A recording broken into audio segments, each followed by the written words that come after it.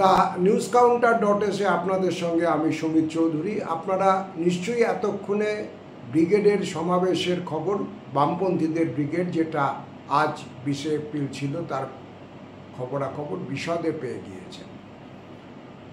এবং আমার নিজের যে অবজারভেশন, এটা কোনো সন্দেহ নেই, সাংগঠনিক শক্তির বিচারের যে পরীক্ষা আজ বামপন্থীদের সামনে ছিল, তাদের 4টি গণসংগঠনের সামনে ছিল, তার সঙ্গে তারা সাফল্যের সঙ্গে উতরে গিয়েছে। শেষ এপ্রিলের এই গরমে ব্রিগেডের ময়দান ভরিয়ে দেয়া সাংগঠনিক চ্যালেঞ্জ, এ ব্যাপারে কোনো সন্দেহ নেই, বিশেষ করে এমন একটি দলের সামনে যারা গত 14 বছর ধরে ক্ষমতার বাইরে। তারপরেও ব্রিগেড ভরেছে। আমার মনে হয় যে রাজনৈতিকভাবে, বিশেষ করে যে মেরুকরণের মধ্যে দিয়ে আমরা এই মুহূর্তে যাচ্ছি, লালনের বাংলা, শ্রীচৈতন্যের বাংলা হঠাৎ অচেনা হয়ে গেছে। সেই রকম একটা পরিস্থিতিতে লাল ঝান্ডা নিয়ে লক্ষ লক্ষ মানুষ যেভাবে ব্রিগেডের ময়দান ভরিয়ে দিয়েছে, সেটা আমার নিজের ধারণা যে কোনো রাজনৈতিক শক্তির পক্ষে একটা ঈর্ষার ব্যাপার। পুরো ব্রিগেডের বক্তৃতাটা আজকে আমি মাঠে বসে শুনছিলাম। আমার কাছে যেটা সবথেকে তাৎপর্যপূর্ণ লেগেছে, একটা অস্থিরতার সময়ের মধ্যে দিয়ে আজকে ব্রিগেডের বক্তারা, নিঃসন্দেহে তারা বামপন্থী, কোনো সন্দেহ নেই, এমন কিছু কথা এবং প্রসঙ্গ তুলে এনেছেন যেটা সচরাচর আমাদের আজকালকার যে আলোচনার পরিসর, তাতে জায়গা করে উঠতে পারে না। এটা দুর্ভাগ্যজনক হলেও সত্যি। আমি প্রথমে বলবো অমল হালদারের কথা, কৃষক সভার বর্ষিয়ান নেতা। তিনি যেভাবে আমাদের এই মুহূর্তের কৃষি এবং কৃষকদের সংকটের কথা বলেছেন, সেটা অত্যন্ত গুরুত্বপূর্ণ এবং প্রাণিধানযোগ্য। মনে রাখতে হবে, অমল হালদার এটা বামপন্থীদের সমাবেশে বলেছেন, তিনি একজন বামপন্থী কৃষক নেতা। কিন্তু এর থেকেও বড় সত্য হচ্ছে, তিনি আমাদের রাজ্যের যে কৃষি সংকট, কৃষির উৎপাদনে আমাদের ক্রমশ পিছু হটা, কৃষকদের ফসলের দাম না পাওয়া, ক্ষেত মজুরদের প্রকৃত মজুরি কমা, এই যে সমস্ত বিষয়গুলো আমাদের নিত্যদিনের ডে টু ডে আলোচনার মধ্যে উঠে আসে না, অজস্র প্রায়োরিটি সেখানে কার্যত নৃত্য করে বেড়ায়, কিন্তু মূল বিষয়টা তো মন অন্নময়। বহু আগে উপনিষদের শ্বেতকেতুর উপাখ্যানে সেটা বলা ছিল। অমল হালদারদের বক্তব্য সে কারণে আমার কাছে খুব গুরুত্বপূর্ণ লেগেছে। দ্বিতীয় কথা যেটা বলবো, বন্যা টুডু, হুগলির কৃষক আন্দোলনের নেতা, ক্ষেত মজুর আন্দোলন থেকে উঠে আসা, তিনি নিজে এখনও ক্ষেত মজুর। আমি আগেও একদিন সম্ভবত বলছিলাম যে উনি পঞ্চায়েতের প্রধান ছিলেন, কিন্তু বন্যার বাড়ির দেয়ালটা এখনো প্লাস্টার হয়নি। বন্যারা শেষ যে লড়াইটা লড়েছেন, প্রায় 137 বিঘা জমি, সেটা সরকার থেকে টোটাল একটা নেক্সাসের মধ্যে দিয়ে যারা পাট্টাদার, তাদের কাছ থেকে কেড়ে নেওয়ার চেষ্টা চলছিল। বন্যারা সেটা মাটিতে দাঁড়িয়ে রোকবার চেষ্টা করেছেন। বন্যা তার স্বভাবসিদ্ধ ভঙ্গিতে বলেছেন যে হুগলিতে আজকে ক্ষেত মজুররা দিনে 150 টাকা আর 2 কেজি চালের বিনিময়ে কাজ করতে বাধ্য হচ্ছে। এবং বন্যার বক্তৃতার ভাষা, তার আঙ্গিক, সব কিছুই খুব মেঠো। তবু বন্যার বক্তৃতা গোটা মাঠ ভর্তি মানুষ হৈ হৈ করে শুনেছে, কারণ একটাই কথা, বন্যা যে কথাগুলো বলছিলেন তার নিজের শ্রেণীগত অবস্থান থেকে খেটে খাওয়া মানুষের জীবন যন্ত্রণার কথা। এবং আজকে যখন বোম্বের ধারাবি বস্তি আমাদের বড় কর্তা তার প্রিয় শিল্পপতি বন্ধুকে দিয়ে দিয়েছেন। ধারাবিতে এখন বুলডোজার চলছে, উচ্ছেদ চলছে। এখন এই শিল্পপতি গোষ্ঠী সরাসরি নাম টাম করলে আমি দেখেছি এই প্রোগ্রাম অনেক সময় রিজ দেওয়া হচ্ছে না, আটকে দেওয়া হচ্ছে। একটা অদ্ভুত অবস্থার মধ্যে দিয়ে আমরা যাচ্ছি। তো সুতরাং আমি আর ওই ভাসুর ঠাকুরের মতো নাম করছি না, আপনারা সকলেই বুঝতে পারছেন। তো সেইখানে আজকে যখন কলকাতার বস্তি ফেডারেশনের নেতারা তাদের বক্তব্য রাখছিলেন, একটা জিনিস পরিষ্কার হচ্ছিল যে খুব নিঃশব্দে উন্নয়নের নাম করে, ধারাবিতে যেটা করছে সেটাও উন্নয়নের নাম করে করছে।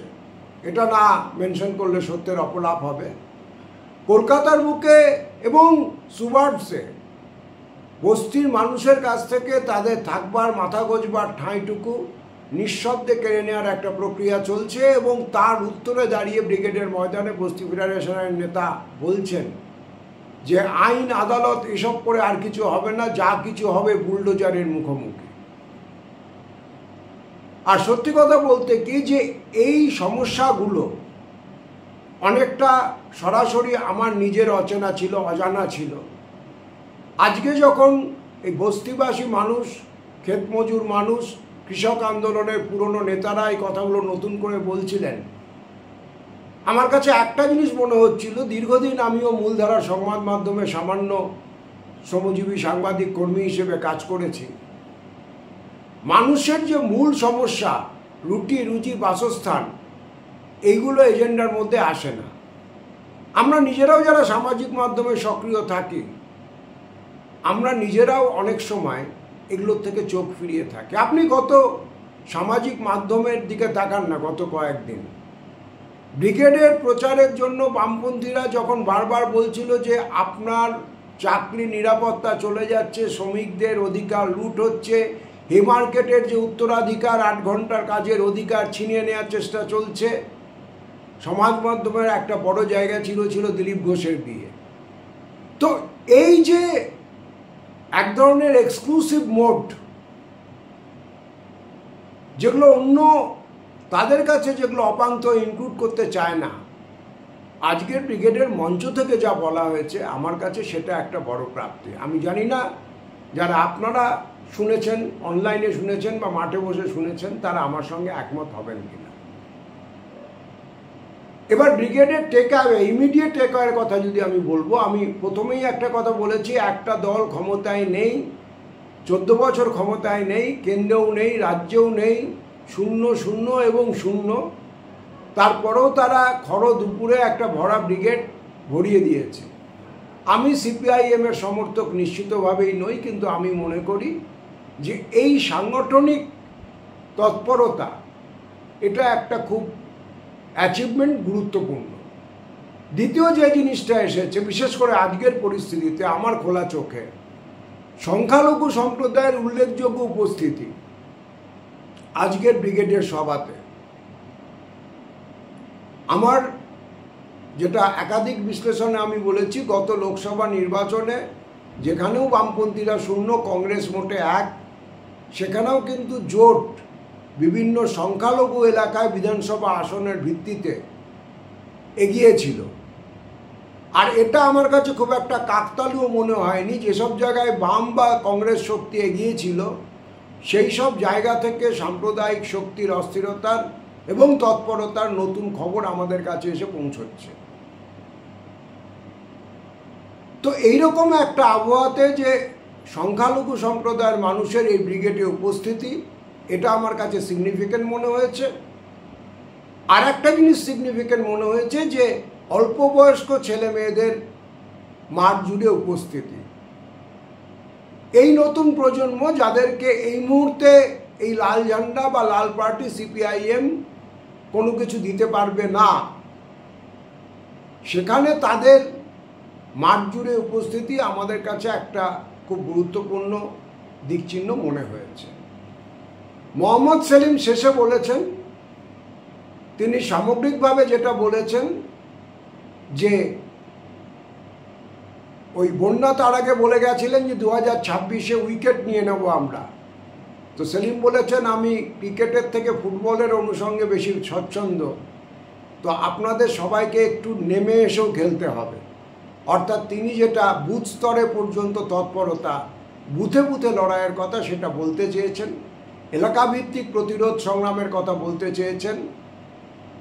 আর যেটা বলেছেন যে বৃত্ত বড় করতে হবে, হুবহু এই কথাটা ব্যবহার করেননি। তিনি যেটা বলেছেন বিজেপির বিরুদ্ধে যারা এবং তৃণমূল কংগ্রেসের বিরুদ্ধে যারা, আমরা সকলকে নিয়ে এই লড়াইটা লড়তে চাইছি। পলিটিক্যাল টেক অ্যাওয়ে যদি আমাদের থাকে, সাংগঠনিক টেক অ্যাওয়ের বাইরে, সেলিমের এই কথাটা আমার কাছে তাৎপর্যপূর্ণ মনে হয়েছে। একই সঙ্গে আমার কাছে একটা জিনিস মনে হয়েছে যে সেলিম এদিনকার মিটিংয়েও মাওবাদীদের প্রসঙ্গ টেনে এনে, কিষাণজির প্রসঙ্গ টেনে এনে বলার চেষ্টা করেছেন যে মাওবাদীরা সিপিআইএম কর্মীদের খুন করেছিল। এখন দুতরফেই শহীদের লম্বা লিস্ট রয়েছে। আজকের পরিস্থিতিতে যখন যাদবপুরে এসএফআই এবং আরএসএফের কর্মীরা একসঙ্গে এক ব্যানারে মিছিল করছেন,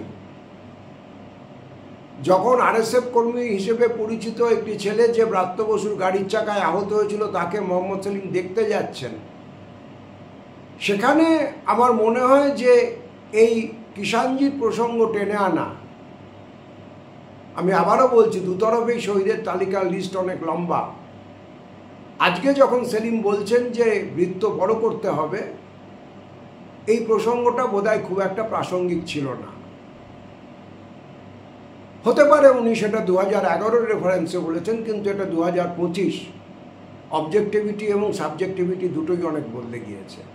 এবং আমি মনে করি যে সিপিআইএম অনেক বড় দল, এ ব্যাপারে তাদের দায়িত্ব এই ক্রুশিয়াল মোমেন্টে অনেক বেশি। আর যেটা আমার ভালো লেগেছে সেটা হচ্ছে শৃঙ্খলা, যে সুশৃঙ্খলভাবে বামপন্থীরা এই ব্রিগেড করেছেন। এই ব্রিগেডের শেষে যখন আনাচে কানাচে পরিষ্কার করছিলেন বামপন্থী কর্মীরা, মীনাক্ষী ছিলেন, বন্যা টুডু ছিলেন, অন্যরাও কাজ করছিলেন। আমার নিজের ধারণা ছিল মীনাক্ষী হয়তো মঞ্চে থাকবেন, কারণ আমি সেরকম শুনেছিলাম, যদি উনি বক্তা অবশ্যই ছিলেন না, কিন্তু মীনাক্ষী মঞ্চে ওঠেননি, উনি গ্রাউন্ডেই ছিলেন। শেষ হওয়ার পর আমি দেখছিলাম উনি ওই যখন সবাইকে স্বেচ্ছাসেবকদের নিয়ে কাজ করছিলেন, তো গোটা ব্রিগেড থেকে একটাও মদের বোতল কোথাও আবিষ্কার হয়নি। আমরা জানি যে অন্য কিছু দক্ষিণপন্থী দলের যখন জুলাই মাসে সমাবেশ হয় বা ব্রিগেড হয়, তারপরে ময়লা পরিষ্কার করতে গিয়ে কী কী জিনিস আবিষ্কার হয়। তো সেদিক থেকে বামপন্থীরা খুব প্রতিকূল পরিস্থিতিতে একটা ময়দান উচ্ছান্ন ব্রিগেড সংগঠিত করেছেন। তারা মোড় ফেরানো লড়াইয়ের আহ্বান রেখেছেন। এই লড়াইয়ের আহ্বান আগামী দিন আরও কঠিন হতে চলেছে, কোনো সন্দেহ নেই। আগামী 20শে মে গোটা ভারত জোড়া ধর্মঘট আছে সমকোটের বিরুদ্ধে। সুতরাং তারা কতটা তৃণমূল স্তর পর্যন্ত নিয়ে যেতে পারবেন। মোহাম্মদ সেলিম যে নিচে নেমে এসে খেলার কথা বলেছেন, সেটা এলাকায় এলাকায়, মহল্লায় মহল্লায় বন্যা টুডুরা যেরকম প্রতিরোধ করছেন, দেবরাতে কৃষকরা যেরকম প্রতিরোধ করছেন, সেই প্রতিরোধ সংগ্রাম কতটা তারা ছড়িয়ে দিতে পারবেন, চালিয়ে দিতে পারবেন, তার উপর নিশ্চয়ই ফলাফল কি হতে পারে বা হতে পারে না অনেকটা নির্ভর করবে। এটা আমি আজকের ব্রিগেডের 4 ঘন্টা বসে থাকার পর যা নির্যাস, সেটা আপনাদের সঙ্গে শেয়ার করলাম। আমাদের কমেন্ট বক্স খোলা আছে, আপনারা আমার সঙ্গে একমত হতে পারেন এবং অবশ্যই ভিন্ন মত হতে পারেন। আপনাদের মতামত যদি কমেন্ট বক্সে জানান, আমরা নিশ্চয়ই সমৃদ্ধ হব। দ্য নিউজ কাউন্টার .s এখন এই পর্যন্ত। দেখা হবে পরবর্তী এপিসোডে।